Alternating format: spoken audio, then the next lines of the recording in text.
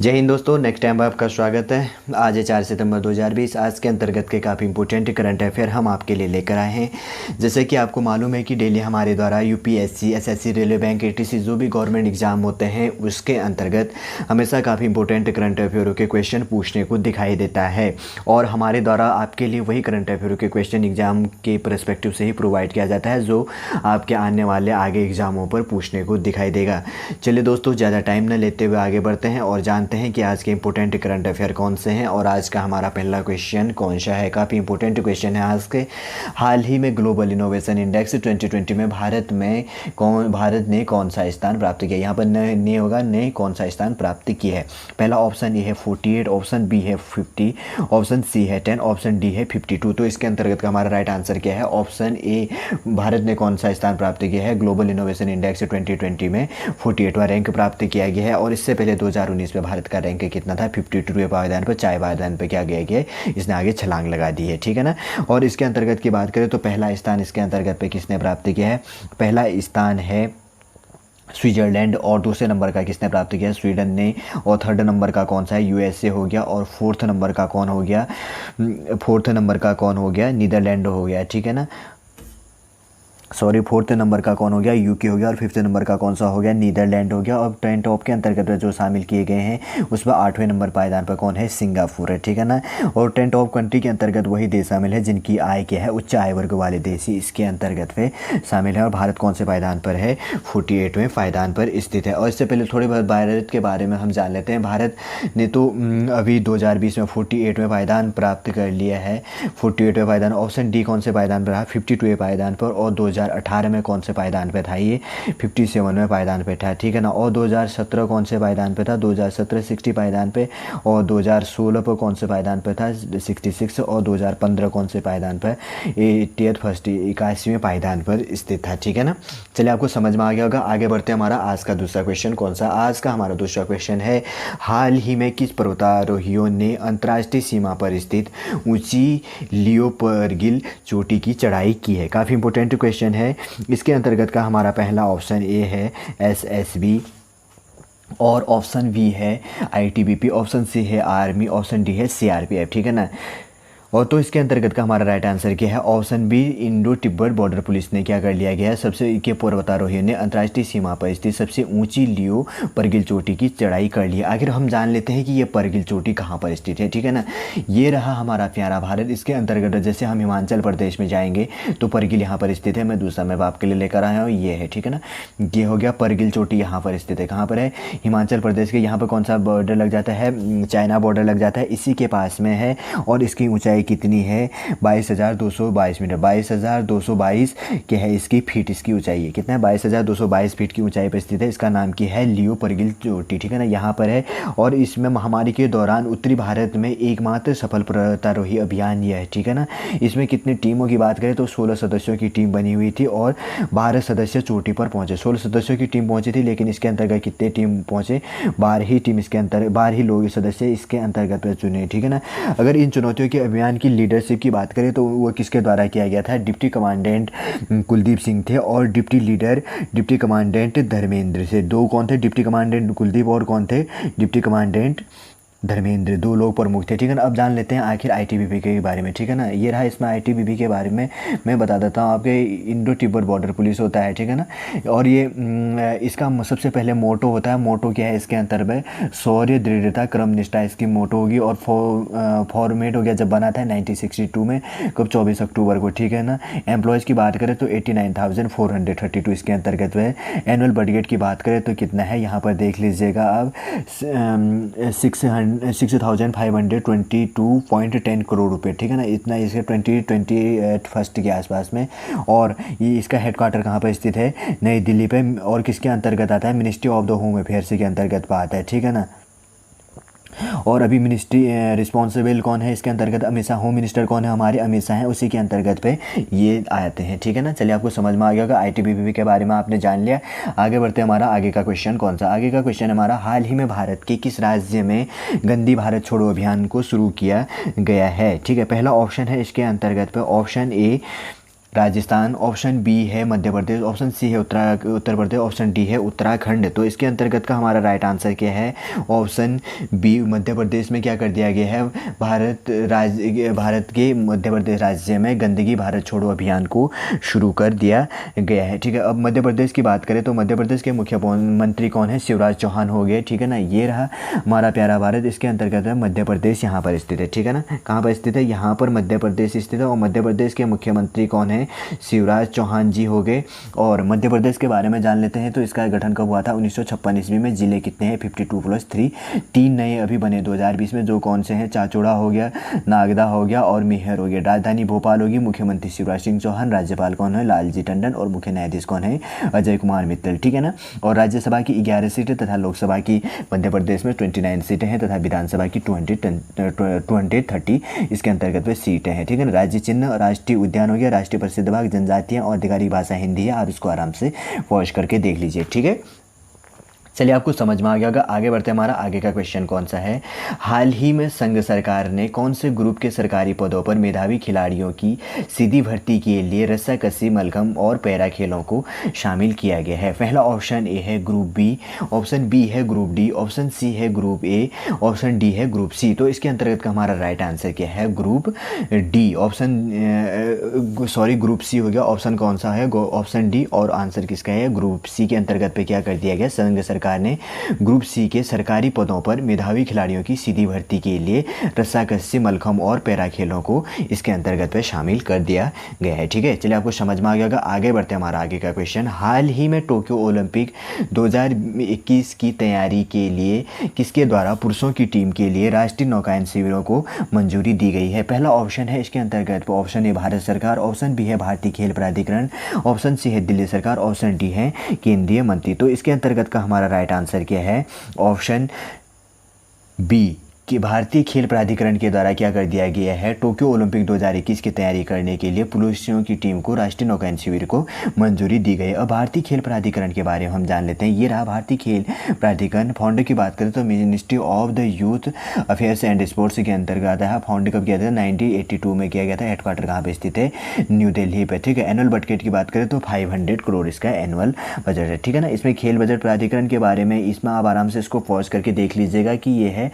मैं थोड़ा आपको बता देता हूं, sports authority of India Bharat, जिसे क्या कहा जाता है, भारतीय खेल प्राधिकरण, sports authority of India Bharat के युवा कार्यक्रम एवं खेल मंत्रालय का एक महत्वपूर्ण अंग है, जो अपनी खेल प्रोत्साहन योजनाओं के माध्यम से भारतीय खेल प्राधिकरण युवाओं की प्रतिभा करने का काम करता है। इसके लिए वो उन्हें आवश्यक आधारभूत ढांचा, उपकरण तथा प्रशिक्षण जो भी सुविधा है, प्रशिक्षण के लिए जो भी फैसिलिटी है और प्रतियोगिता के अवसर भी इसके अंतर्गत पे प्रदान करती है। और आराम से इसको आप पॉज करके देख लीजिएगा। ठीक है ना, चलिए आपको समझ में आ गया होगा। आगे बढ़ते हैं, हमारा आगे का क्वेश्चन कौन सा है, आगे का क्वेश्चन है हमारा, हाल ही में किस देश ने हिंदू विधवाओं को सभी संपत्ति से हिस्सा देने का अधिकार दे दिया। ठीक है ना, क्या करा, हाल ही में किस देश ने हिंदू विधवाओं को सभी संपत्तियों में हिस्सा देने का अधिकार बना दिया है। ठीक है, पहला ऑप्शन है इसके अंतर्गत, option A Bharat, option B है Pakistan, option C Afghanistan, option D Bangladesh. तो इसके अंतर्गत का हमारा राइट आंसर क्या है, ऑप्शन डी बांग्लादेश। बांग्लादेश की कैपिटल कहाँ पे स्थित है, ढाका। वहाँ के क्या कर दिया गया, वहाँ हिंदू विधवाओं को अपनी संपत्ति में हिस्सा पूरा, जो भी उसके पति की मृत्यु हो जाती है तो कम्प्लीटली रूप से जो भी हिस्सा है उसको उस विधवा को उसमें से भी मिलेगा। पहले यह क्या था कि पहले घर से बाहर जो संपत्ति है उसमें अधिकार नहीं था, केवल घर की संपत्ति का अधिकार था। लेकिन अब क्या कर दिया गया है, कम्प्लीटली पूरी संपत्ति को देने, उसमें से हिस्सा देने का अधिकार कर लिया गया। अब जान लेते हैं कि आखिर बांग्लादेश कहाँ पर स्थित है। ये रहा हमारा प्यारा भारत, इसके अंतर्गत पर ये इसे पूर्वी पाकिस्तान भी कहा जाता है। ठीक है ना, पूर्वी पाकिस्तान कहा जाता है। बांग्लादेश की कैपिटल कहाँ पर स्थित है, ढाका। और सबसे लंबी तटरेखा भारत की किससे लगती है, गुजरात। 4000 से कुछ 4092 किलोमीटर के आसपास में इसकी तटरेखा लगती है। ठीक है ना, 4092 किलोमीटर इसकी इस बॉर्डर सीमा हमारी किससे लगती है, बांग्लादेश से लगती है। यहाँ की प्रधानमंत्री कौन है, शेख हसीना जी है। ठीक है ना, चलिए आपको समझ में आ गया होगा। आगे बढ़ते हैं, हमारा आगे का क्वेश्चन कौन सा, आगे का क्वेश्चन है हमारा, हाल ही में किस केंद्र शासित प्रदेशों को one nation one ration card योजना योजना से जोड़ दिया गया है। ठीक है, इसके अंतर्गत है हमारा पहला option A Ladakh, option B है लक्षद्वीप, ऑप्शन सी अंडमान निकोबार और ऑप्शन डी है ए और बी दोनों। तो इसके अंतर्गत का हमारा राइट आंसर क्या है, हाल ही में केंद्र शासित प्रदेश कौन कौन से हैं, लद्दाख और लक्षद्वीप। ऑप्शन डी हमारा राइट आंसर है।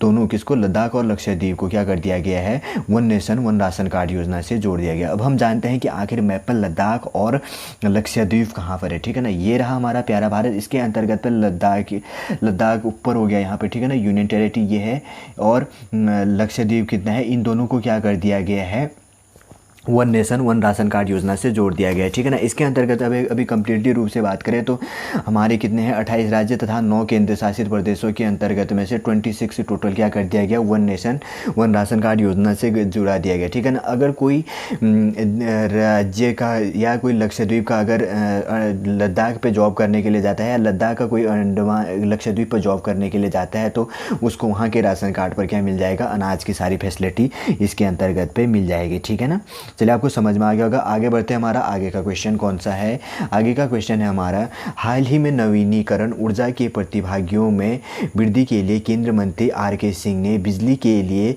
किस पोर्टल को लॉन्च किया गया। पहला ऑप्शन है इसके अंतर्गत पे ऑप्शन ए नवीनीकरण ऊर्जा, ऑप्शन बी है green term ahead market, option C है केंद्र नवीनीकरण ऊर्जा, ऑप्शन डी है राज्य नवीनीकरण ऊर्जा। ठीक है ना, तो इसके अंतर्गत का हमारा राइट आंसर क्या है, option B green term ahead market के अंतर्गत। ठीक है ना, जिसे शॉर्ट में क्या कहा जाएगा, GTAM के अंतर्गत पे क्या किया जाएगा, केंद्रीय मंत्री जो आर.के. सिंह हैं उनके द्वारा ग्रीन टर्म अहेड मार्केट को लॉन्च कर दिया गया। ठीक है ना, इसके अंतर्गत क्या किया जाएगा, नवीनीकरण ऊर्जा क्षेत्रों में प्रतिभागियों में वृद्धि होगी और यह देश के नवीनीकरण ऊर्जा जिसे रिन्यूएबल एनर्जी RE कहा जाता है, क्या कहा जाता है, रिन्यूएबल एनर्जी RE हो गया, क्षमता वृद्धि लक्ष्यों को प्राप्त करने में भी क्या करेगा, मदद करेगा। ठीक है ना, चलिए आपको समझ में आ गया होगा। आगे बढ़ते हैं, हमारा आगे का क्वेश्चन कौन सा है, आगे का क्वेश्चन है हमारा, हाल ही में जापान के सॉफ्ट बैंक ने अनअकैडमी में कितने $1 मिलियन का निवेश किया गया। ठीक है ना, अब हम जानेंगे कि सॉफ्ट बैंक, जापान का सॉफ्ट बैंक कौन है, अनअकैडमी कौन है। सबसे पहले जान लेते हैं कि अनअकैडमी कौन है।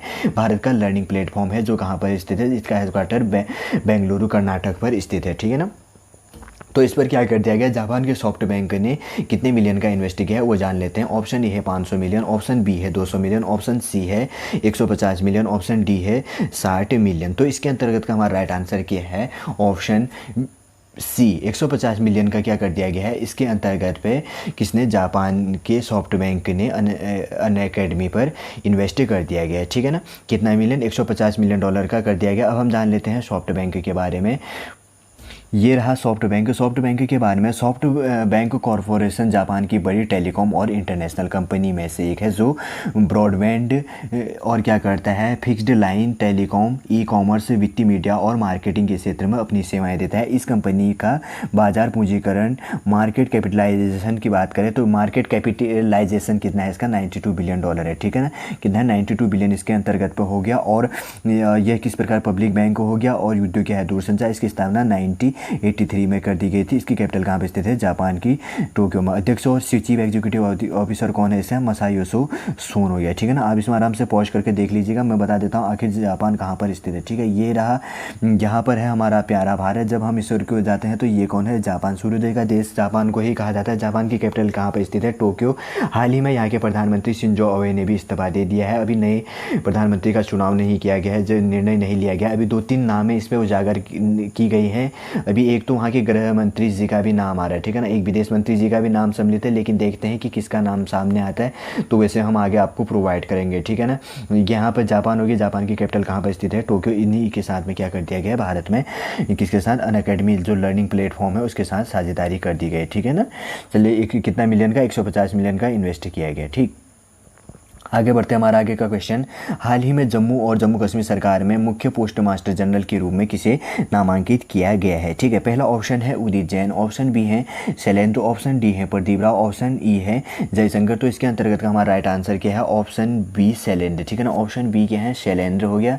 हाल ही में जम्मू और जम्मू कश्मीर सरकार में मुख्य पोस्ट मास्टर जनरल के रूप में शैलेंद्र जी को नियुक्त कर दिया गया। ठीक है ना, ये 1986 बैच के क्या हैं, भारतीय डाक सेवा अधिकारी हैं। ठीक है, कौन से बैच के, 1987 बैच के, ठीक है ना। अगर जम्मू कश्मीर सर्किल में मुख्य पोस्ट मास्टर जनरल के रूप में कार्यभार संभालने के तुरंत बाद दसोरा ने जम्मू और कश्मीर और लद्दाख के केंद्र शासित प्रदेशों में डाक विभाग के कामकाज की समीक्षा की, ठीक है ना। इन्हीं के द्वारा फिर क्या किया गया, अन्य जगह की भी पूरी समीक्षा कर दी जम्मू कश्मीर और लद्दाख के अंतर्गत में, ठीक। चलिए आपको समझ में आ गया। आगे बढ़ते हैं। हमारा आगे का क्वेश्चन कौन सा है? आगे का क्वेश्चन है हमारा, हाल ही में किसके द्वारा अयोध्या में श्री राम मंदिर नक्शे को मंजूरी दी गई है, ठीक है ना। पहला ऑप्शन है इसमें भारत सरकार, ऑप्शन बी है यूपी राज्य सरकार, ऑप्शन डी है अयोध्या विकास प्राधिकरण, ऑप्शन डी है इसके अंतर्गत केंद्र सरकार। तो इसके अंतर्गत का हमारा राइट आंसर क्या है? ऑप्शन सी क्या है? अयोध्या विकास प्राधिकरण के द्वारा क्या कर दिया गया, अयोध्या में श्री राम मंदिर नक्शे को मंजूरी दी गई है, ठीक है ना। अगर मंदिर परिसर की बात करें तो कितना है इसके अंतर्गत? 2,74,110, ठीक है ना। इतना वर्ग मीटर पर स्थित क्या है, मंदिर परिसर है। और राम मंदिर का मानचित्र जो बनाया गया है क्या है, जो राम मंदिर का है 13,000 कितना है, 13,000 मीटर स्क्वायर का मानचित्र है। और 2 सितंबर को इसको पारित कर दिया गया, ठीक है ना। कितने में? 2 सितंबर 2020 को इसको पारित किया गया। जो और इम्पोर्टेंटली डॉक्यूमेंट इसके अंतर्गत हुए थे उसको कब पारित कर दिया गया? उसको 29 अगस्त को ही पारित कर दिया गया था। कब कर दिया गया था? 29 अगस्त को पारित कर दिया गया था। लेकिन मानचित्र को कब पारित किया गया है? 2 सितंबर 2020 को पारित कर दिया गया, ठीक है ना। मंदिर परिसर कितना है? 2,74,110 वर्ग मीटर है। और इसमें राम मंदिर का परिसर कितना है? केवल 13,000 किलोमीटर है, और 13,000 वर्ग मीटर स्क्वायर है, या मीटर स्क्वायर जिसे कहते हैं, इतना है इसके अंदर, ठीक है ना। और चलिए आपको समझ में आ गया। आगे बढ़ते हैं। हमारा आगे का क्वेश्चन कौन सा? हाल ही में कैबिनेट ने जम्मू कश्मीर की आधिकारिक भाषाओं का विधेयक 2020 को मंजूरी दी गई है, ठीक है ना। और मुख्यतः इसमें कितने भाषाओं को चुना गया है, ठीक। पहला ऑप्शन है इसमें ऑप्शन ए 5, ऑप्शन बी है 4, ऑप्शन सी है 3, ऑप्शन डी है 1। तो इसके अंतर्गत का हमारा राइट आंसर क्या है? ऑप्शन ए 5, ठीक। क्या कह रहा है? हाल ही में कैबिनेट ने, ठीक है, कैबिनेट ने क्या किया है, जम्मू कश्मीर की आधिकारिक भाषाओं का विधेयक को 2020 में संसद में पेश करने की मंजूरी दी है। और इसमें मुख्यतः कितने भाषाओं को चुन लिया गया है? 5 भाषाओं को चुन लिया गया है। अब हम जान लेते हैं कि वो 5 भाषा कौन सी है। पहली भाषा है हमारी उर्दू, दूसरी कौन सी है? कश्मीरी, तीसरी कौन सी है? डोगरी, चौथा कौन सा है? हिंदी, और 5वें नंबर का कौन सा है? अंग्रेजी। 5 इसमें प्रमुख रूप से भाषा चुना गया है। और इसके अनुसार पर यहाँ पर अब क्या होगा, 5 आधिकारिक भाषाओं के रूप में आप एग्ज़ाम या कोई भी सरकारी जो भी कामकाज होंगे इन भाषाओं के अंतर्गत पे यहाँ पर होंगे, ठीक है ना। पहले यहाँ पर क्या था, उर्दू ही केवल लैंग्वेज था, लेकिन अब बढ़ाकर इसमें उर्दू, कश्मीरी, डोगरी, हिंदी और अंग्रेज़ी कर दी गई है, ठीक है। और इनके अंतर्गत पे क्या किया जा रहा था कि लंबे समय से इनकी मांग भी इसमें उठ रही थी, ठीक। चलिए आपको समझ में आ गया होगा। आगे बढ़ते हैं। हमारा आगे का क्वेश्चन कौन सा है? आगे का क्वेश्चन है हमारा, हाल ही में मिशन कर्मयोगी कार्यक्रम को मंजूरी किसके द्वारा दी गई है, ठीक है। पहला ऑप्शन है इसके अंतर्गत पे ऑप्शन ए कैबिनेट के द्वारा, ऑप्शन बी राज्य सरकार के द्वारा, ऑप्शन सी है सुप्रीम कोर्ट के द्वारा, ऑप्शन डी है दिल्ली सरकार के अंतर्गत।